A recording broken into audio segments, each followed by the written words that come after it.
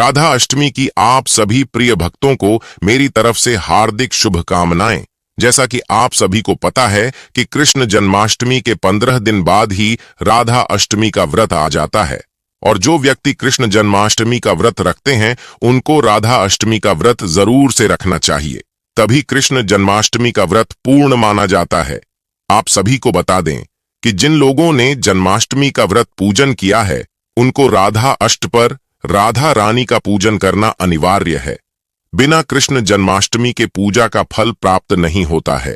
आज के खास वीडियो में हम आपको बताएंगे कि राधा अष्टमी का व्रत कैसे रखना है, किन किन सामग्रियों का प्रयोग करना है, भोग कैसे लगाना है, पारण कैसे करना है।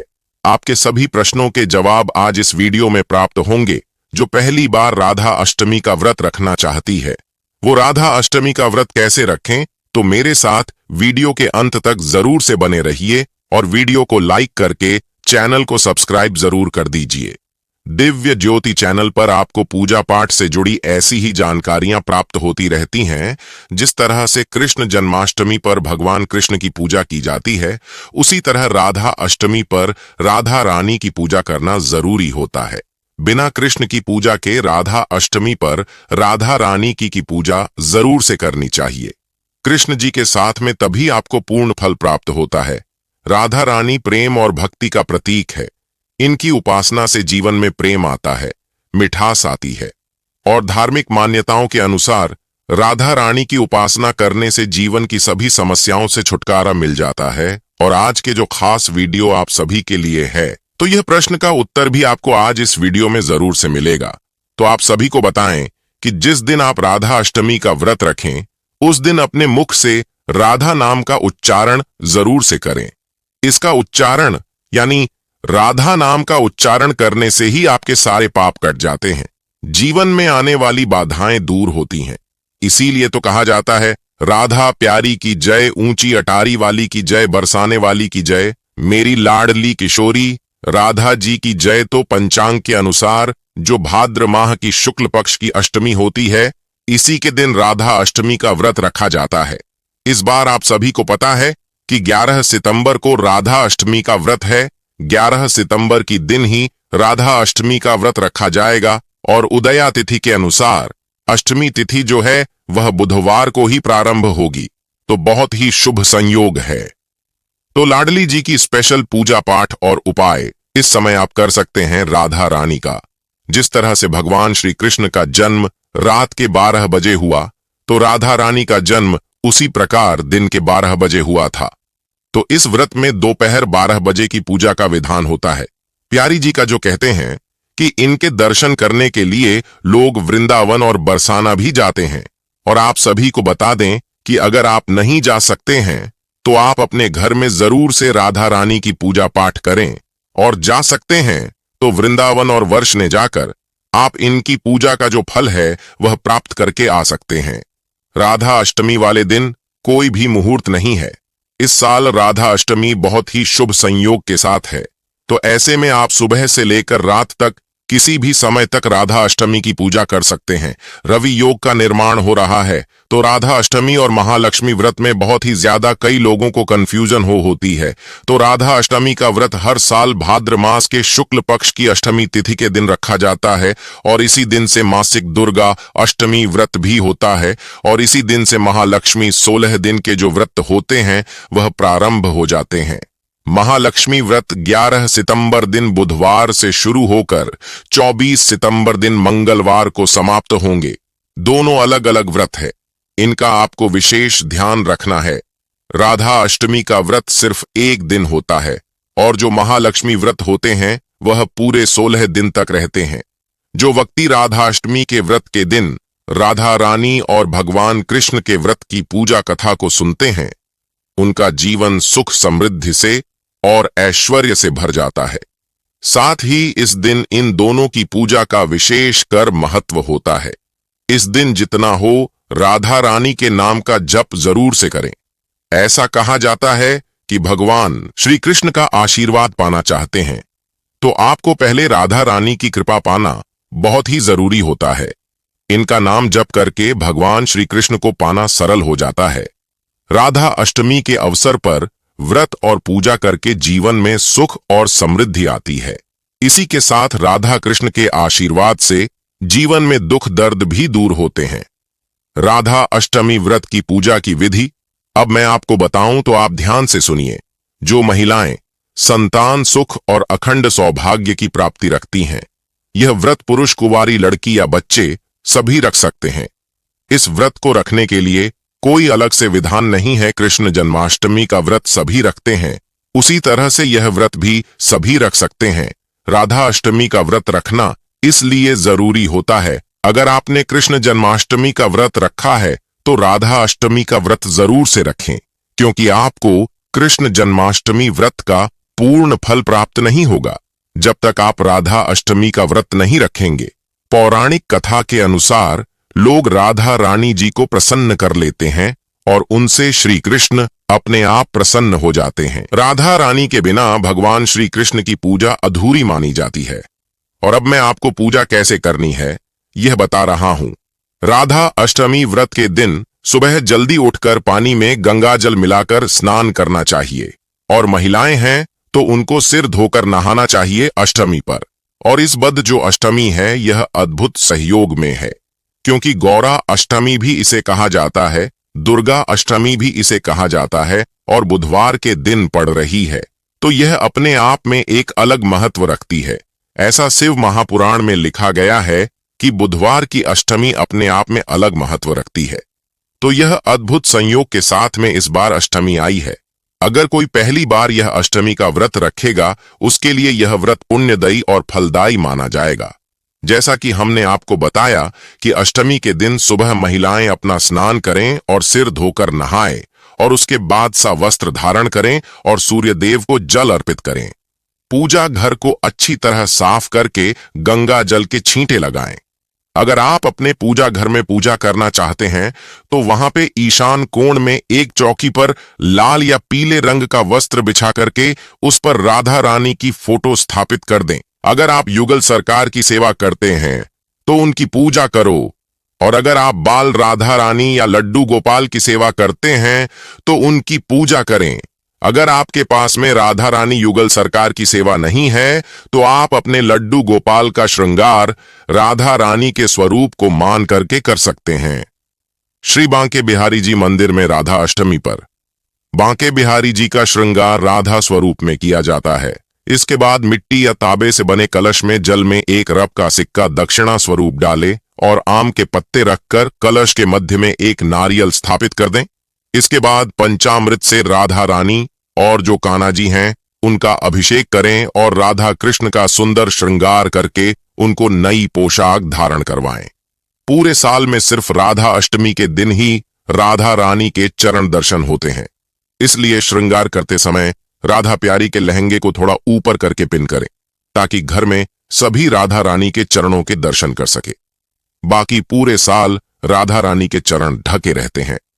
इस बात का आपको विशेष रूप से ध्यान रखना है। इसके बाद जो गंध पुष्प धूप चंदन इत्यादि से पूजा करें, साथ ही पूजा के दौरान राधा रानी को 16 श्रृंगार की सामग्री अर्पित करें।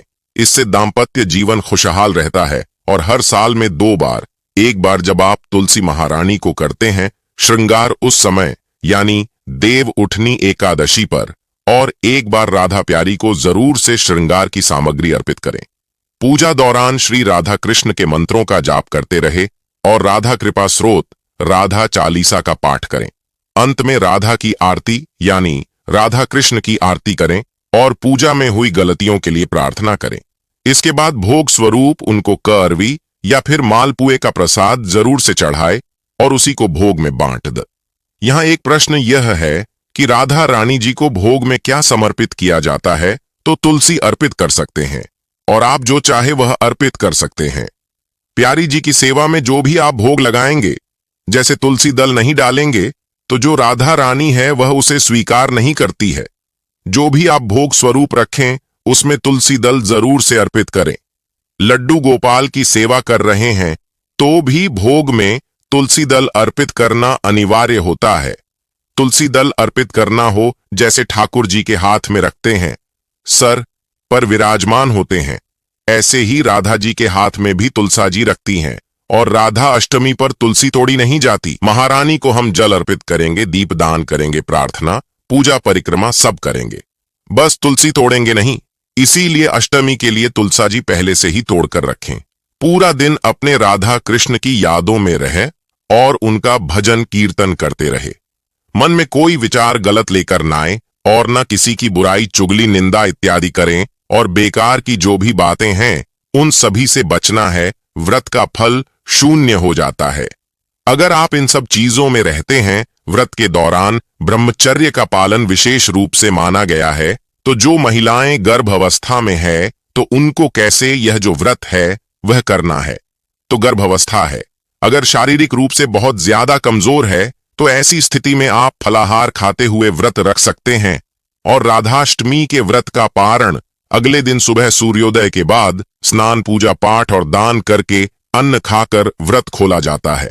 अच्छा, एक प्रश्न और आता है जी अभिषेक को लेकर के कि अभिषेक कब करें। तो देखो, दोपहर में जो राधा रानी का जो जन्म हुआ था वह दोपहर 12 बजे हुआ था, तो 12 बजे का शुभ मुहूर्त होता है।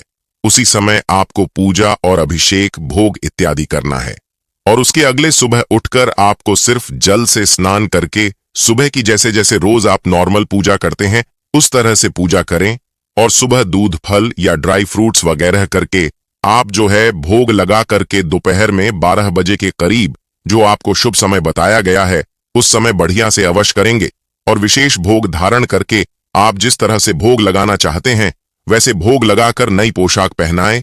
सुबह और दोपहर दोनों समय धारण करवा सकते हैं। नई पोशाक सिर्फ दोपहर में, अभिषेक के बाद नई पोशाक धारण करा सकते हैं। सुबह आपके बाद जो हो उसी पोशाक को धारण करा देना, परंतु दोपहर 12 बजे जब राधा रानी का जन्म होगा उस समय तो आपको सिर्फ नई पोशाक को ही धारण करवाना है और फिर उसके बाद अच्छी तरह से आपका जो भाव है राधा रानी के प्रति, करुणामय सरकार के प्रति, तो महिलाएं कुछ विशेष करके होती हैं, तो राधा रानी को अरबी सबसे ज्यादा पसंद होती है, तो अरबी की सब्जी आपको राधा रानी के लिए फलहार में लेकर आनी है। आप चाहे तो अरबी का रायता बना सकते हैं, अरबी का हलवा बना सकते हैं या मालपुआ भी राधा रानी को पसंद है, तो इसलिए माल का भोग भी आप लगा सकते हैं। मीठे पान का भोग भी आप लगा सकते हैं, 5 या 7 या 11 की संख्या में पान का भोग लगा सकते हैं, तो इस तरह से आप भोग लगा सकते हैं। और राधा रानी को आलू बुखारा और नीला रंग भी बहुत पसंद है, इसी से अगर हो सके तो नीली पोशाक धारण करें। राधा अष्टमी का दिन महालक्ष्मी का दिन होता है, इसी दिन खीर का भोग भी लगाना सबसे ज्यादा शुभ माना जाता है। मखाने की खीर बनाओ, फला से व्रत करो, राधा अष्टमी के दिन मालपुए का भोग लगाओ। पुराणों के अनुसार राधा रानी को मालपुए पसंद है, तो मालपुए खाने का इनको काफी ज्यादा शौक था, तो आप अच्छे से मालपुए का या रबड़ी का भोग लगा सकते हैं। किशोरी जी को बहुत ही पसंद है, ऐसा माना जाता है कि रबड़ी घर में बना सकते हैं, बाजा से ला सकते हैं और राधा अष्टमी पर राधा कृष्ण को झूला जरूर से झुलाए, इससे भक्तों को आशीर्वाद मिलता है। और इनको हरा रंग सबसे ज्यादा पसंद है क्योंकि मैं उनके प्रिय पक्षी थे, यानी मोर उनके प्रिय पक्षी थे। इस दिन मोर का नृत्य का आयोजन किया जाता है। अब हमसे राधा अष्टमी पर व्रत किस तरह किया जाता है, ऐसे प्रश्न पूछे जाते हैं, तो उनका उत्तर आप सभी को यहाँ मिल गया होगा।